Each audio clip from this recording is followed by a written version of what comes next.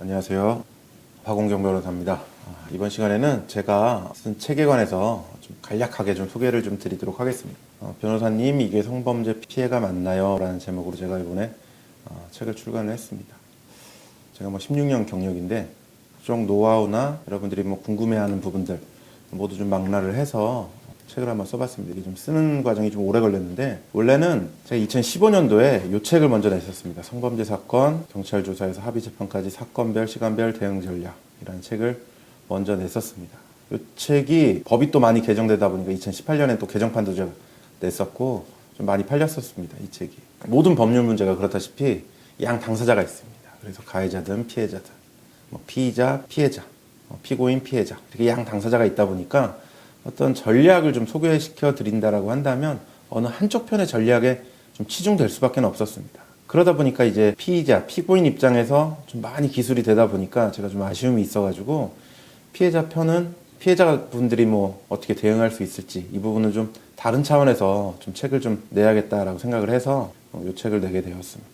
2022년 2월 달에 냈으니까 이제 곧 인터넷이든 구매를 하실 수도 있을 것 같습니다. 근데 제가 이 책을 평소에 정리하고 연구하고 또 이제 상담하면서 그런 부분들을 많이 정리를 해 놓은 것이기 때문에 앞으로 유튜브 영상에서도 좀 나눠가지고 좀 소개를 좀 해드리려고 하고 있습니다. 이 책 목차 부분을 먼저 좀 소개를 해드리자면 10장까지 되어 있는데 경우의 수, 시간별로 모두 담을 수 있도록 제가 신경을 썼습니다. 제일 먼저 내가 당한 일이 성범죄가 맞나? 이건 어떤 성범죄 피해가 발생을 했을 때 이게 성범죄가 맞나? 이게 성희롱인가? 이걸 고소를 해야 돼? 민사소송을 해야 돼? 아니면 징계를 해달라고 해야 돼? 이 경우의 수가 좀 나뉠 수가 있거든요. 그래서 항상 성범죄가 맞나? 어떤 경우가 성범죄인지, 성희롱과 구분되는 점은 뭔지 제 1장에서 좀 다루고 있습니다. 그리고 제 2장에서는 성범죄 피해 어떻게 대응할 것이냐라는 겁니다. 여기서는 당연히 피해를 당했으면 신고하고 고소해서 상대방 처벌시키는 게 당연하겠죠, 보통은. 근데 내가 진정 원하는 게 뭐냐? 어떻게 보면 신고라는 것은 신고든 고소하는 건 의무는 아니거든요. 그래서 다른 방법으로 또 해결할 수 있는 방법이 있는가라는 차원에서 제가 한번 적어봤습니다. 그리고 제일 중요한 것은 성범죄 증거 어떻게 확보할 것이냐라는 겁니다. 가해자를 전혀 모를 때, 그럴 때는 또 어떻게 확보를 할 것이고, 만약에 이제 아는 사이다라고 한다면 이미 성범죄라는 게 단 둘만 있을 때 발생하는 경우들이 많다 보니까 증거가 없는데 어떻게 고소를 하지? 라는 고민이 들 수밖에 없습니다. 그래서 어떻게 확보하는 건지, 또 피해자 진술을 할 때는 어떻게 준비해야 되는 건지 이런 부분을 좀 한번 3장에서 정리를 했습니다. 그리고 제 4장에서는 신고나 고소를 한다면 그 방향에 따라 가겠지만 신고나 고소를 하기 전에 먼저 합의를 할 수도 있습니다. 신고나 고소의 대응책으로 이럴 때 어떤 식으로 합의를 진행을 할 것인지 그런 부분을 좀 설명을 했습니다. 그리고 이제 본격적으로 이제 아니다 고소를 해야겠다라고 결심을 먹었다고 한다면 어떻게 진행을 해야 될 것인지, 실제 고소장을 쓰는 방법부터 시작을 해서 어떻게 제출을 할지 이런 부분까지도 5장에서 상세히 정리를 했습니다. 그리고 고소를 한 이후에는 가해자에 대한 조사나 형사 재판 이런 진행 상황이 있을 텐데 피해자한테는 잘 통보가 되지가 않습니다. 그래서 깜깜이죠. 답답하죠.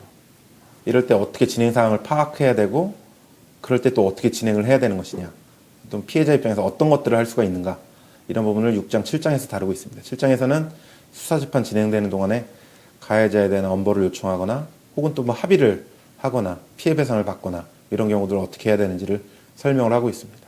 근데 8장에서는 가만히 기다리고 있었는데 법원에서 증인으로 출석하라고 이제 연락이 오는 경우가 있습니다.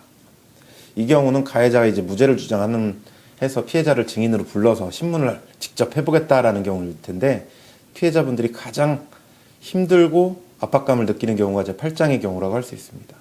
이럴 때 증인으로 나가게 되면 어떤 부분을 물어볼지, 어떻게 진술을 하는 게 효과적일지 이런 부분을 좀 8장에서는 좀 상세하게 설명을 해놨습니다. 그리고 제 9장에서는 이제 안타깝게도 수사에서 검사가 이제 혐의 없다라고 결정을 내려버리는 경우가 있고 또 법원에서 1심에서 무죄가 판결이 나는 경우들이 있습니다. 이때 어떻게 하면 될 것이냐, 수사 단계에서 어떻게 피해자로서 불복을 할 것이며 재판에서는 어떻게 해야지 검사가 항소를 하게 만들 것이냐, 이런 부분을 9장에서 좀 정리를 했습니다. 마지막으로 10장에서는 형사 고소도 하고 가해자도 처벌이 됐는데 피해 배상이 전혀 되지 않는 경우가 있습니다.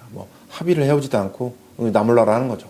결국은 이제 민사소송으로 풀어야 되는데 어떻게 해서 풀어야 될지 이 부분을 좀 10장에서는 마지막 방법으로서 한번 정리를 해봤습니다. 그래서 대략 큰 목차로 한 10장까지 되어 있는데 이게 좀 시간 순서로 제가 정리를 해서 다양한 경우들을 최대한 잡도록 노력을 했습니다.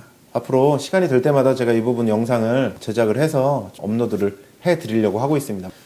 궁금하시면 이 책을 직접 여러분께서 사보셔도 되겠지만 굳이 사보시지 않더라도 제가 설명드리는 부분으로 충분히 도움을 받을 수 있도록 한번 좀 정리를 해서 업로드를 할 예정입니다. 본 영상과 관련해서 궁금하신 부분이 있으면 언제든지 질문 주시고 또 제안 주시면 저희가 또 영상이든 댓글이든 반영도 하고 답변도 드리고 하겠습니다. 감사합니다.